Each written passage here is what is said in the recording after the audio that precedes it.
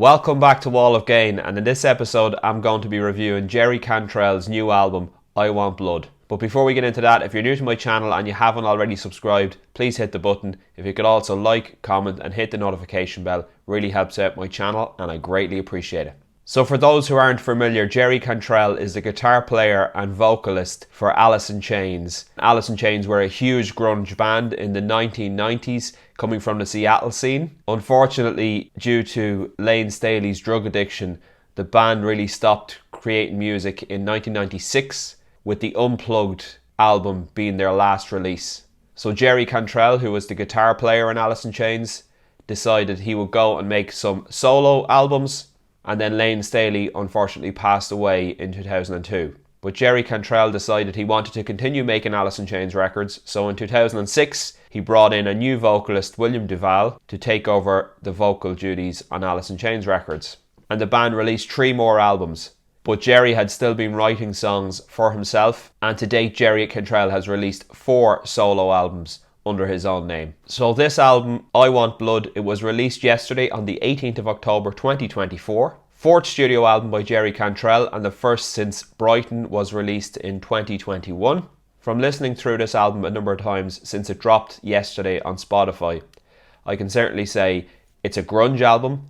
It also hints on elements of heavy metal, hard rock, and everything you'd expect from Jerry Cantrell and Alice in Chains. It was produced by Jerry Cantrell and Joe Barresi, recorded at JHOC Studios in Pasadena, California, and released through Double J Music, which is Jerry Cantrell's own record label. The album is 46 minutes long, so perfect length, not too long, and there's a total of 9 tracks on the album. Production is excellent, as you'd expect from any project that Jerry Cantrell is involved in.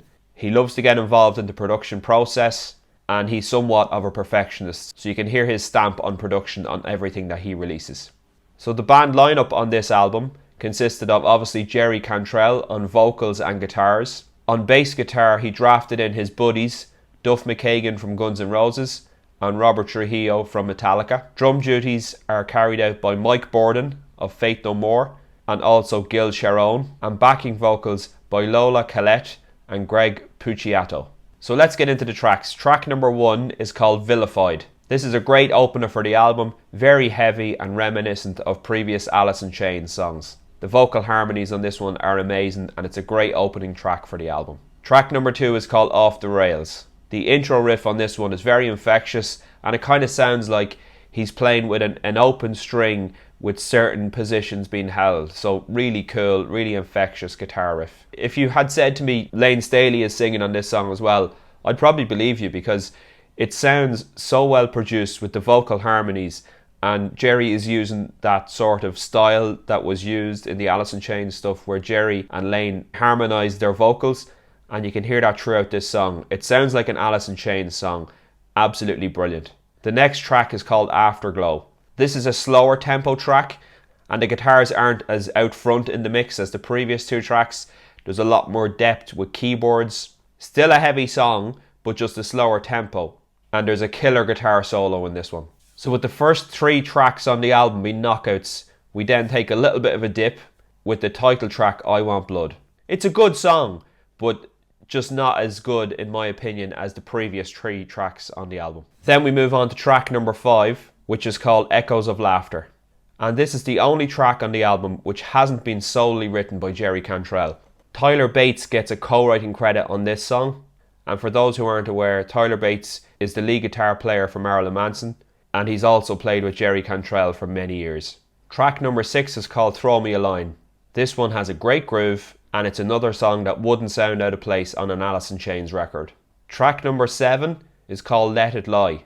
Another great track. We've got that bended guitar intro riff, and this song is a real slow, sludgy song which sounds like a lot of the Alice in Chains early stuff. Track number 8 is Held Your Tongue. This is another soft track. There is heavy guitars, but they're not mixed to the forefront. They're actually in the background and very subtle. Great production on this one, and it's very well mixed. And the final track on the album is called It Comes. There's a dissonant guitar intro on this one which really hooks you in. Vocal harmonies again are amazing from Jerry Cantrell, and there's a fantastic guitar solo which to my ears sounds like it's in the Phrygian mode. Really interesting. So overall, I think this is a knockout album. One of the best albums released this year in my opinion. Better than Pearl Jam's Dark Matter. Better than Smashing Pumpkins' Agori Mori May. And I'm going to give this one a 9 out of 10. Hopefully Jerry decides to do a European tour and has some dates in Ireland, because I definitely love to go and see this music live. So let me know in the comments what you think of this new album by Jerry Cantrell, I Want Blood. Be very interested to know what people think. And if you could like, subscribe and hit the notification bell, I'd really appreciate it. Here's some other videos you might be interested in if you want to keep watching, and I'll talk to you on the next one. Bye now.